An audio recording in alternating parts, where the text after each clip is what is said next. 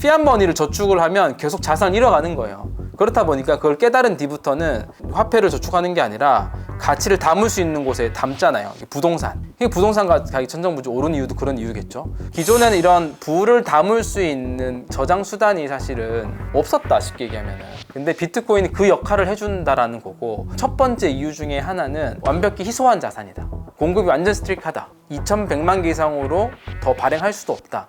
투자적인 면에 있어서도 가장 최고의 투자처이기도 하고, 그런 면에서. 특별한 경제 강의 머니 특강. 안녕하세요, 주식 초등학교 여러분. 저는 오늘 특강을 맡은 이장우입니다.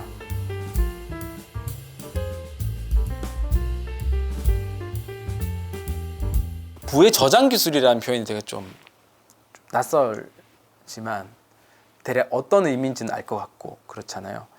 우리는 그동안 돈이라는 곳, 그러니까 피앗머니죠, 정확하게는 여기에 가치를 저장하지 못했어요. 왜냐하면 그게 결국은 구매력이라고 표현되긴 하는데요. 달러를 가지고 볼게요. 아까 잠깐 이 비유 들었지만 달러는 1970년대 이제 금 본위제가 중단된 이후에 달러의 구매력은 98% 하락했거든요. 금 대비해서. 1달러를 살 수 있는 이 구매력이 지난 70년간 98% 하락했다. 근데 우리가 가치를 달러에 담아 놓으면 그만큼 가치 하락하는 거예요. 근데 다른 자산들 제가 몇 개 보면 아르헨티나 페소 같은 경우는 달러 대비해서 그 98% 하락한 달러 대비해서 99% 하락해요. 그리고 브라질의 레알화 그 달러 대비해서 마이너스 67%예요. 최근 15년이에요. 뭐 튀르키의 리라화도 마이너스 95%예요.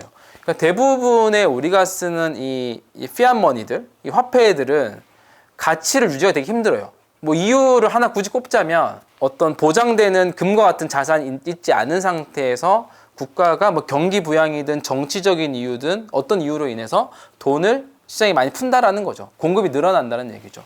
그러니까 우리는 이제 이런 현금에 피앗머니를 저축을 하면 계속 자산을 잃어가는 거예요. 그렇다 보니까 그걸 깨달은 뒤부터는 돈을 그냥 화폐를 저축하는 게 아니라 가치를 담을 수 있는 곳에 담잖아요. 부동산.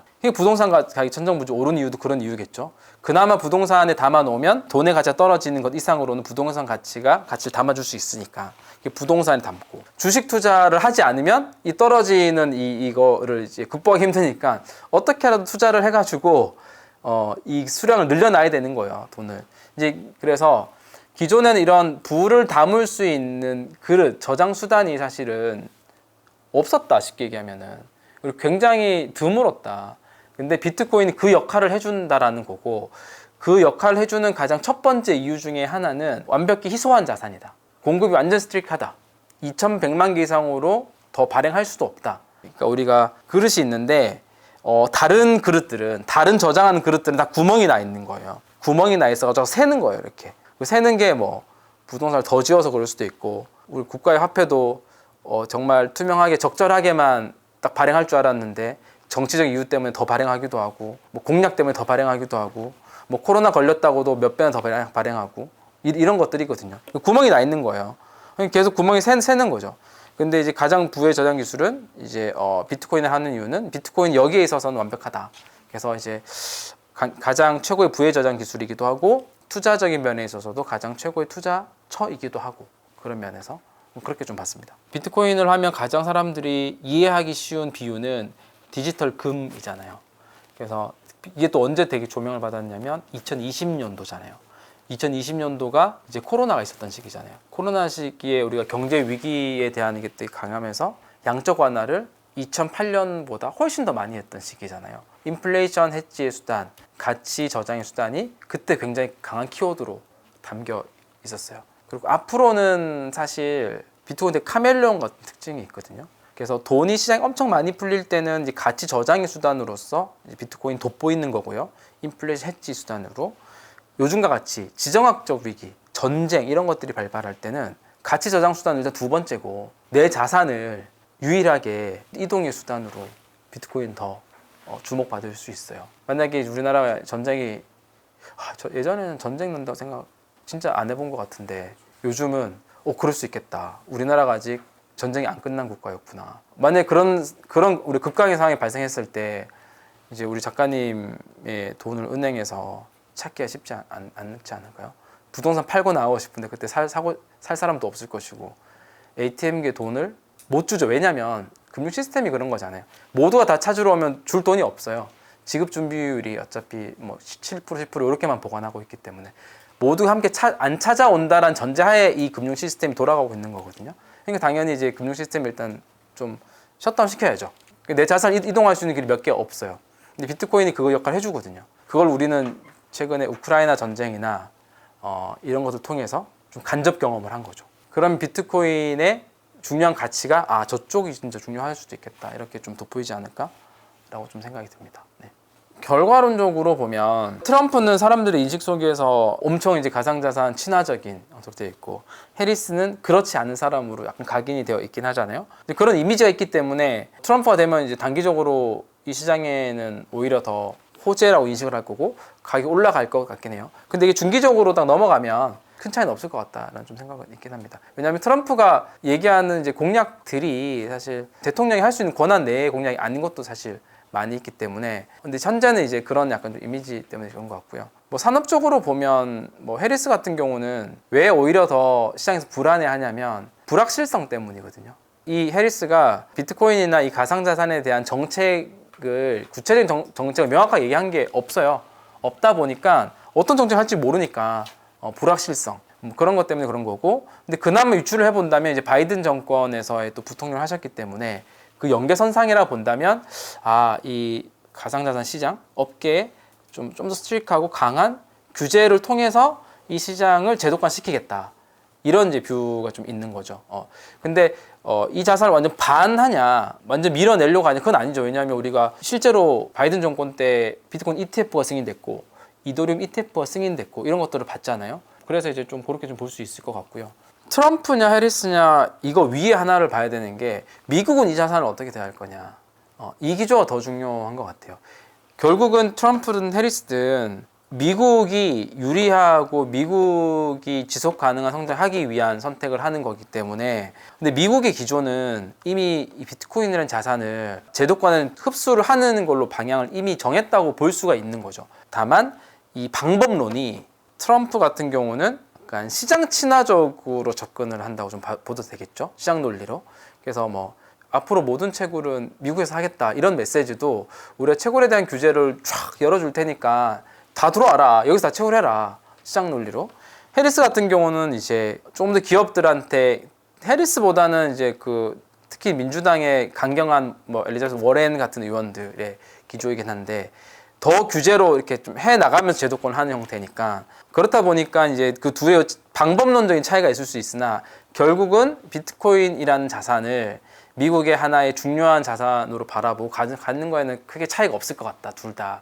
그런 의미에서 좀 말씀드렸던 것 같고, 이제 중국 같은 경우 좀 차이가 있죠. 중국은 미국이 이제 이 자산을 좀 받아들여서 정말 양성화시키면서 제도권을 끌어들여서 하려고 하는 방향이라면, 중국은 오히려 그 반대의 면에 서 있는 국가긴 하죠. 이거는 그 체제하고도 연관이 있는 것 같아요. 중국에 있어서 비트코인은 되게 약점인 거죠. 중국의 체제는 결국 자본이 외부로 유출됐을 때는 이 체제 유지에서도 굉장히 리스크가 있는 지금 체제를 갖고 있는데, 비트코인이 그걸 너무 잘할 수 있는 도구인 거죠. 그래서 중국은 비트코인을 받아들이는 정책이라기보다는 디지털 위안화와 같은 것, 오히려 반대면에 있는 자산이거든요. 오히려 막 이렇게 통제 가능하고 들여다보고 이런 디지털 위안화 같은 것을 더 키우려고 하는 방향인 것 같고요. 우리가 홍콩에서도 비트코인 ETF가 승인됐잖아요. 그러면 왜 홍콩은 ETF를 승인했냐? 그것도 중국의 영향을 받는 권인데, 이렇게 생각해 볼 수 있는데, 이거는 그냥 약간의 그냥 굳이 비유를 하자면 숨쉴 구멍 정도를 만들어 놨다고 봐야 되지 않나? 이렇게 좀 볼 수 있을 것 같다고 좀 생각해 봅니다. 네. 공식적으로는 미국이 제일 많이 두고 있고, 그 다음에 중국, 그 다음에 영국. 근데 미국이 20여만여 개, 그 다음에 중국이 19만여 개, 영국이 6만여 개인가? 이 정도 들고 있는데 의미가 없다고 해야 되나? 범죄자들은 압수 물량이기 때문에 그런 수량을 갖고 있는 거라서, 예전에는 그 세력이라고 하는 게 딱 드러나진 않았지만 중국 쪽이었던 건 명확한 것 같고요. 비트코인 초기에 실제로 중국에 있는 부자들이 비트코인을 굉장히 많이 보유하고 있었거든요. 대부분의 실제로 거래량 자체가 거의 90% 이상이 위안화로 거래가 됐으니까 2017년도 이전에는 뭐 그런 것만 보더라도 중국에서 대부분의 비트코인 거래가 이루어졌고 중국의 부자들이 비트코인을 많이 확보했을 것이고 중국이 그런 역할들 많이 했고 우리가 뭐 트레이딩을 하더라도 중국계 거래소 영향이 컸죠. 근데 그게 미국으로 진짜 많이 넘어갔어요. 그게 올해 ETF 영향도 크고요. ETF가 되면서 그만큼 ETF가 된다는 얘기는 뭐예요? ETF 시장이 굉장히 커졌잖아요. 올해 순유입만 거의 180억 달러가 넘는 것 같은데 그리고 토탈 운영하는 금액이 한 600억 달러 정도 되거든요. 비트코인 개수로 하면은 제가 계산이 안 되는데 꽤 많죠. 미국의 제도권에 있는 기관이 보유를 하는 물량이 된 거예요. 그 개인들은 ETF라고 하는 주식으로 보유를 하고 있지만 그리고 ETF가 있었죠. 그리고 이제 마이크로 스트래티지 같은 미국의 나스닥 상장 기업은 이미 단일 기업으로는 23만여 개를 갖고 있잖아요. 이런 것들이 실제로 미국 쪽으로 굉장히 많이 넘어왔죠. 좀 더 투명해지고 드러나 있는 수량으로. 그래서 지금은 뭐 굳이 세력이라고 표현을 한다면 아마 그 세력이 뭔가 시세 조정을 하는 세력을 물어본 건 아니신 것 같고 뭔가 이 시장에 가장 영향을 미치는 세력이 누구냐라고 질문이신 것 같은데 미국이라고 봐야 됩니다 지금. 부탄이 비트코인 보유량이 아까 제가 말씀드렸던 1, 2, 3위 다음이에요. 4위 13,000여 개를 보유하고 있고 그 1, 2, 3는 다 압수해서 가진 이제 물량인데 부탄은 비트코인 채굴을 통해서 그만큼 확보한 국가예요. 근데 그 채굴을 어떻게 확보했냐? 수자원이 굉장히 풍부한 국가거든요. 그래서 수력 발전이 국가 전력의 99%가 수력 발전이에요. 근데 국가 GDP의 25%가 넘는 금액이 수력 발전으로 전력을 생산해서 수출하는 게 이제 그만큼의 GDP인 거예요. 국가 재정 수입에도 한 35% 정도가 전력 수출 비용이에요. 그러니까 이미 수자원이 굉장히 풍부하고 전력을 굉장히 많이 생산할 수 있는 여건을 가졌어요. 근데 부탄이라는 국가가 작거든요. 자국 내에서 전기가 소비가 다 안 되잖아요. 그래서 수출을 하는 거거든요. 근데 수출하고도 남는 전기를 만들어낼 수 있죠, 충분히.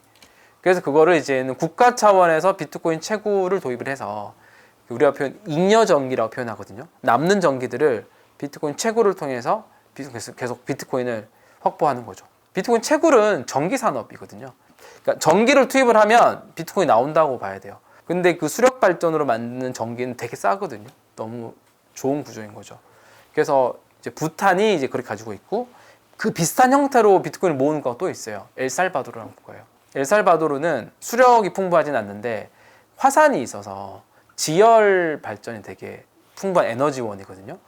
거기 국가 차원에서 지열 발전소 옆에다가 채굴기를 설치를 해놨어요. 물론 이제 걔네들은 그렇게 만든 이제 채굴과 또 직접 구매한 비트코인 해서 토탈로 한 5,800여 개 정도를 갖고 있어요. 우리가 듣도 보도 하지 못한 그 부탄이나 엘살바도르 같은 국가가 그 정도 갖고 있는 거죠. 꽤 많이 갖고 있는 거죠.